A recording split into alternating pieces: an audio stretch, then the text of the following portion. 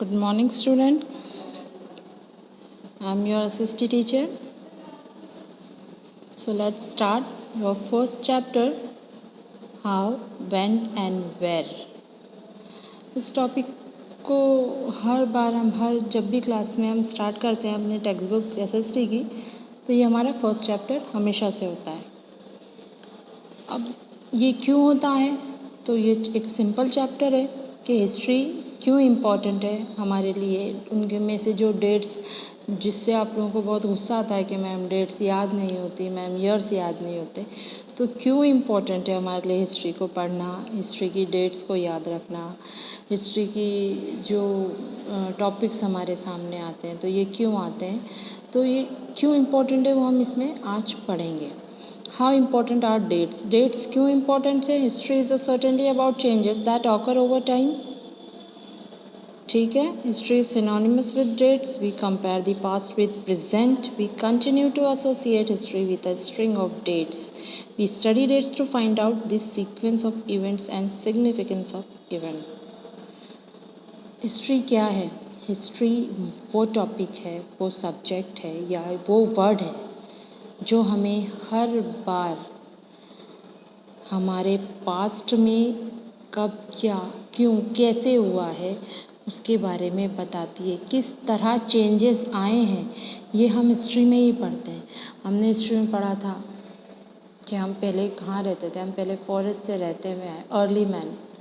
वहाँ से आते आते हम फिर बहुत सारे डायनेस्टीज़ पढ़ते हैं, किंगडम्स पढ़ते हैं, फिर उनके किंगडम्स के किंग्स के रहने के लाइफस्टाइल को देखते हैं। फिर धीरे धीरे हम आते हैं, मूव होते हैं, हम विलेज पे आते हैं, पंचायती राज पे आते हैं, नगर परिषद पे आते हैं, हम स्टेट गवर्नमेंट, सेंट्रल गवर्नमेंट, यानी अगर हम पास्ट को देखें हम कहाँ से कहाँ तक आए हैं, एक बहुत ही सिस्टमेटिकली या ऊपर नीचे होता हुआ सिस्टम। लेकिन वो जितनी भी हिस्ट्री थी हमारे लिए जानना ज़रूरी है ना कि हम कहाँ थे। हम अपने पेरेंट्स से भी कभी या हमारे ग्रैंड पेरेंट्स से हम पूछते हैं कि आप अपनी स्टोरीज़ बताइए, तो हमें बहुत अच्छा लगता है, पता होता है कि हाँ हमारे ग्रैंडफादर इतनी डिफ़िकल्ट लाइफ जी कर आए हैं। पहले वो ये प्रोफेशन करते थे, ये ऑक्यूपेशन करते थे, तो अच्छा लगता है ना अपने पास्ट के, अपनी फैमिली के पास्ट के बारे में जानने के लिए। तो इसी तरह हमारी जो सोसाइटी का पास्ट है, हमारा जो पिछला पास्ट है हमारी अर्थ का, हमारे एनवायरनमेंट का, कैसा था, क्यों था, क्या हुआ जो इस वजह से आज ये चीज़ें हैं। हम कहीं घूमने जाते हैं, आप कई बार देखा होगा आप लोगों ने कि हम घूमने जाते हैं तो हमें वहाँ पर म्यूज़ियम वगैरह में आप जब कभी गए होंगे, देखा होगा वहाँ बहुत सारी चीज़ें रखी होती हैं, तो हम बड़े खुश होते हैं उन्हें देख के। अरे वाह, पहले ऐसे होता था, अच्छा पहले ये चीज़ें पहनी जाती थी, ये क्लोथ्स वेयर किए जाते थे, अच्छा लगता है। तो हिस्ट्री भी यही है। अगर हमें हमारे पास्ट के बारे में पता नहीं होगा तो हम किस तरह अपने फ्यूचर में आगे बढ़ेंगे। होता है ना कि आज देखिए आप कोई भी पहले ऐसा चलता था सिस्टम कि जैसा जिसका ऑक्यूपेशन है फादर का, जो बेटा होगा वो भी वही ऑक्यूपेशन हायर करेगा। अब नहीं होता ना, क्यों? क्योंकि सीखा है हमने, ये सीखा है हिस्ट्री से, हमने ये सीखा है कि पास्ट में जो मिस्टेक्स हुई हैं वो हम अब फ्यूचर में ना करें, या पास्ट में जो हमारे पास चीज़ थी, कोई भी एक वैल्यूएबल थिंग्स थी, तो हम उसका किस तरह यूज़ करें आगे भी वो वैल्यूएबल रहें। या किस तरह हमारे पास्ट में हमारे जो पूर्वज थे, हमारे ये थे, वो किस तरह लाइफस्टाइल करते, तो हमें अच्छा लगता है दूसरों को बताने में। इसी तरह हम अपनी वर्ल्ड हिस्ट्री, हमारे कंट्री की हिस्ट्री को जानना चाहिए कि हमारे पास्ट में क्या हुआ था। और डेट्स जो हैं हमें यही बताती है कि किस तरह पास्ट टाइम पे, यानी पास्ट में कब, क्या, कैसे, किस डेट पे क्या हुआ था। तो हिस्ट्री की डेट्स हमारे लिए बहुत इम्पॉर्टेंट है, वरना पता कैसे चलेगा हमें किस ईयर में क्या हुआ था। आपका बर्थडे भी तो आपके लिए बहुत इम्पॉर्टेंट है ना, तभी तो आपको पता चलता है कि इस ईयर की, इस मंथ की, इस डेट पे हमारा बर्थडे आता है, हम सेलिब्रेट करेंगे। इस ईयर में ये हुआ था, मम्मी पापा की एनिवर्सरी थी, अच्छा इस वक्त हमारे ब्रदर का बर्थडे आता है, इस वक्त हमारे इसका बर्थडे आता है। तो वो आप डेट्स जो आप याद रखते हो, क्यों याद रखते हो? आपके लिए इम्पोर्टेंट है। तो उसी तरह हिस्ट्री की कुछ स्टोरीज़ को, जो उस टाइम पर एक्सीडेंट हुए हैं, जो घटनाएं हुई हैं, जो वॉर्स हुई हैं, बैटल्स हुई हैं, बहुत इम्पोर्टेंट है। क्या हुआ था, किसने कितनी हिम्मत के साथ, बहादुरी के साथ लड़ाई की। तो इन चीज़ों को याद रखने के लिए हमारे पास डेट्स बहुत इम्पोर्टेंट होती है। विच dates? Selection of date depend on the story of past. Focusing on the particular set of events important. By studying the dates, reasons and consequences of events are understood in better way. तो कौन सी dates याद रखनी चाहिए? तो selection of depend on story of past. तो ऐसा नहीं कि हम हर स्टोरी, ऐसे तो बहुत स्टोरीज आई हैं, बहुत किंग्स आए, किंग्स की लाइफ में होने वाली छोटी छोटी जो स्टोरीज़ हैं वो बहुत है, लेकिन हम हर किसी को याद नहीं रखते। हम ऐसी वॉर्स, जैसे हम हल्दी घाटी का युद्ध याद रखते हैं, पानीपत की वॉर याद रखते हैं, ट्राइन बैटल याद रखते हैं, battle of Plassey, battle of Buxar, ये इम्पोर्टेंट हैं। इसी के साथ साथ हम ब्रिटिश रूल जब हमारे इंडिया में चल रहा था, हम उसकी डेट्स याद रखते हैं, कब क्या क्या हुआ, कांग्रेस कैसे फॉर्म में आई, कब फॉर्म में आई, हमारा कॉन्स्टिट्यूशन कब बना, ये सारी डेट्स हमारे लिए बहुत इम्पॉर्टेंट है। तो हम सिर्फ उन्हीं स्टोरीज़ की, उन्हीं घटनाओं की डेट्स याद रखते हैं जो हमारे लिए इम्पॉर्टेंट होती है। ठीक है। How do we periodise? James Mill divided the Indian history into 3 periods: Hindu, Muslim, British. तो जो जेम्स मिल थे, ये एक स्कॉटिश राइटर थे, एक स्कॉलर थे। इन्होंने क्या किया, जब ये इंडिया आए, इन्होंने देखा और इंडियन हिस्ट्री को इन्होंने 3 पार्ट में डिवाइड कर दिया: हिंदू, मुस्लिम्स एंड ब्रिटिश। इनका मानना था, according to Mill, only British rule, culture and law could make Indians civilized. इनका मानना ये था कि जो फर्स्ट पार्ट आता है हिस्ट्री का, वो वहाँ पर हिंदू किंग्स जो थे वो राज किया करते थे। जो मिडल पार्ट आता है वो वहाँ पर मुस्लिम्स किंग राज किया करते थे। और जो आखिरी पार्ट हिस्ट्री का इंडिया का आता है, वहाँ पर ये अपने आप को रखते हैं, यानी ब्रिटिश रूल को रखते हैं। और इनका मानना था कि सिर्फ़ और सिर्फ ब्रिटिश रूल्स की वजह से इंडिया जो है सिविलाइज हो चुका है, यानी उसमें बहुत समझ आ चुकी है। ब्रिटिश रूल आने के बाद इंडियाज़ में लॉज बनाए गए हैं, कल्चर को बिल्कुल सिस्टमेटिकली किया गया है।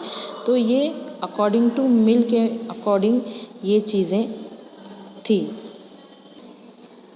अगर हम बात करते हैं मिल, अकॉर्डिंग टू मिल की थॉट को, उनके लिखने को छोड़कर, अगर उनके थॉट को छोड़कर अगर हम बात करते हैं, तो moving away from British classification, historians have usually divided Indian history into ancient, medieval and modern. यानी हम अदर स्कॉलर्स के अकॉर्डिंग उन्होंने जेम्स मिल के थॉट को नहीं माना कि ये गलत है, और उन्होंने अपने अकॉर्डिंग इंडियन हिस्ट्री को 3 पार्ट में डिवाइड किया: जो एंशिएंट यानी बहुत पुराने पास्ट के, मिडाइवल यानी बीच का, और मॉडर्न यानी आधुनिक भारत जो हम ब्रिटिश रूल टाइम पे देखते थे। What is colonial? इस कॉलोनियल वर्ड से आप क्या समझते हैं? हमने इसे क्लास में भी पढ़ा था, ऑनलाइन क्लास में। कॉलोनियल यानी simple means when the subjugation of one country by another country leads to change in social, culture, economic and political sphere, it lead to colonization. Colonial यानी किसी एक कंट्री का किसी दूसरी कंट्री पे पूरी तरह से ओवर रूल कर लेना कॉलोनियल कहलाता है। किसी एक कंट्री का किसी दूसरी कंट्री पे ओवर रूल करना कॉलोनियल कहलाता है। फॉर एग्ज़ाम्पल, इंडिया जैसी कंट्री पे ब्रिटिश कंट्री का ओवर रूल करना, इंडिया पर ब्रिटिश कंट्री का ओवर रूल करना कॉलोनियल कहलाएगा। समझ में आया कॉलोनियल? और किस तरह ओवर रूल? सोशल में inter culture, economic, political sphere, ये सारी चीज़ों पर ओवर रूल करना कॉलोनियल कहलाता है। Understand? British rule bought about changes in values and taste, custom and practice. माना गया है, देखा गया है, इवन ये समझा भी गया है कि जो ब्रिटिश रूल्स कर रहे थे उन्होंने हमारे काफ़ी हद तक हमारे वैल्यूज़ को, हमारे टेस्ट को, हमारे कस्टम्स को, हमारी प्रैक्टिसेस को काफ़ी हद तक चेंज करने की कोशिश की और उन्होंने बहुत हद तक हमारी इन चीज़ों को, हमारे कस्टम प्रैक्टिसेस वगैरह को चेंज भी हुए। इनमें काफ़ी उतार चढ़ाव भी हुआ, लोगों में गुस्सा भी देखने को मिला कि हर ज़रूरी नहीं कि हमेशा ही रूलिंग पार्टी या रूल करने वाला सही होता है, उसके डिसीजन सही होते हैं, ये गलत होता है। तो हम इंडियन कंट्री जो शुरू से अब तक रिलीजियस बेस पर चलती भी आई है, उनमें अगर इतने चेंजेस अगर कोई करेगा तो कहीं ना कहीं ये लोगों में गुस्सा, हीन भावना पैदा करने का सिस्टम बनता है। ठीक है, नेक्स्ट है how do we know administration. तो हम एडमिनिस्ट्रेशन को कैसे समझें कि वो लोग, आज हम देखते हैं, हम बहुत इजी में पढ़ते हैं लोकसभा क्या है, राज्यसभा क्या है, हमारी विधानसभा क्या है, पार्लियामेंट का क्या फॉर्मिंग सिस्टम है, किस तरह how do we know administration. हम देखते हैं ना कि किस तरह एडमिनिस्ट्रेशन करते थे वो। तो कई बार ऐसा किस तरह वो एडमिनिस्ट्रेशन करते थे, हम किस तरह उनके काफ़ी एडमिनिस्ट्रेशंस के रूल को एक्सेप्ट करते हैं, क्योंकि किंग्स जब एक के पीछे एक किंग्स आया करते थे, जब वो दूसरे किंग्स को डिफीट करते थे और उसके किंगडम पे पूरी तरह से ओवर रूल करते थे, तो वो देखते थे कि एडमिनिस्ट्रेशन वो किस तरह करते हैं, और अगर उन एडमिनिस्ट्रेशन में बहुत अच्छी अच्छी बातें होती थी तो वो उसे एक्सेप्ट करते थे। ऐसे नहीं कि उसे बिल्कुल भी डिनाई कर दिया जाता था।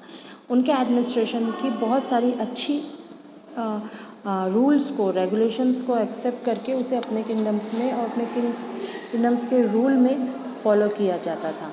तो इसी तरह one important source of this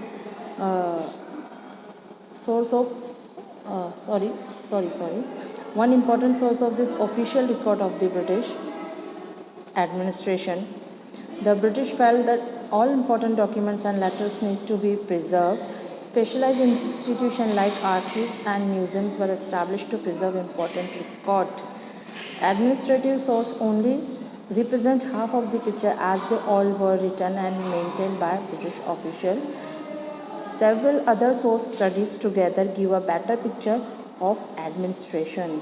तो ये सारे पॉइंट्स क्या बताते हैं, ये सारे पॉइंट्स हमें बहुत इजी में ये बताते हैं कि हमारे जो पास्ट के किंग्स थे, किंगडम्स थे जिन पर ब्रिटिश ने रूल किया, उनकी सारी किंगडम्स को इन्होंने ओवर रूल के थ्रू या चीटिंग के थ्रू जितने भी उनके डायनेस्टीज़ थी उन सबको जो इन्होंने अपने कब्ज़े में कर लिया। तो क्या देखा इन्होंने कि पहले के जो किंग्स भी थे वो रिटर्न वर्क में अपने एडमिनिस्ट्रेशंस के रूल्स, रेगुलेशंस,